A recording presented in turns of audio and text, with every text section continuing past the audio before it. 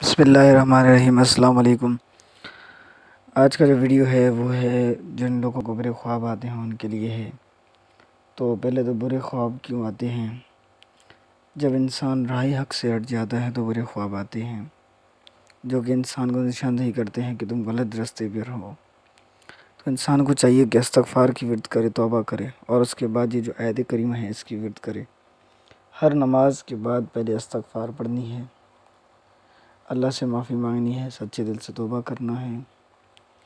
اس کے بعد یہ آیت کریمہ ہے اس کا ورد کرنا ہے، اور سونے کے وقت سونے کی دعا پڑھنی ہے۔ اللہم بسمک اموت و احیا پڑھا جائے۔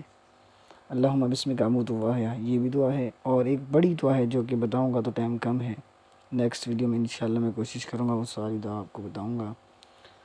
اور اب آتے ہیں خواب جو برے آتے ہیں ان کے لیے کیا کرنی چاہیے۔ ان کے لیے یہ صورت ہے سورہ نشر، پوری صورت پڑھنی ہے، میں پڑھ کے سناتا ہوں۔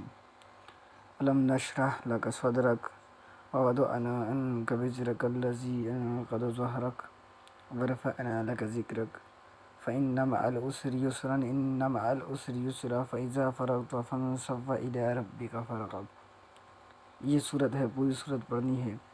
اگر کسی کو سونے کے بعد خواب میں برے برے خیالات اور وسوسے آتے ہوں تو الم نشرح کی پوری صورت سونے سے پہلے 9 مرتبہ پڑھ لیا کرے، انشاءاللہ بہت فائدہ ہوگا۔ دوستو یہ جو صورت ہے، دیکھیں جو بھی چیز میں لاتا ہوں قرآن پاک سے لاتا ہوں، تو قرآن پاک تو شفا ہی شفا ہے۔ قرآن پاک سے آپ کو نقصان کبھی نہیں پہنچے گا، فائدہ ہی فائدہ پہنچے گا۔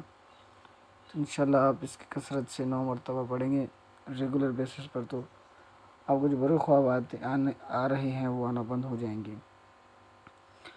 مزید اس طرح کی ویڈیوز کے لیے میرے چینل کو سبسکرائب کریں، بیل آئیکن پر کلک کریں، اور ویڈیوز کو لائک کریں۔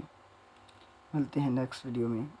اللہ آپ کو اور مجھے صحت و تندرستی عطا فرمائے۔ اللہ مجھے اور آپ کو ہمیشہ خوش رکھے۔ اللہ حافظ۔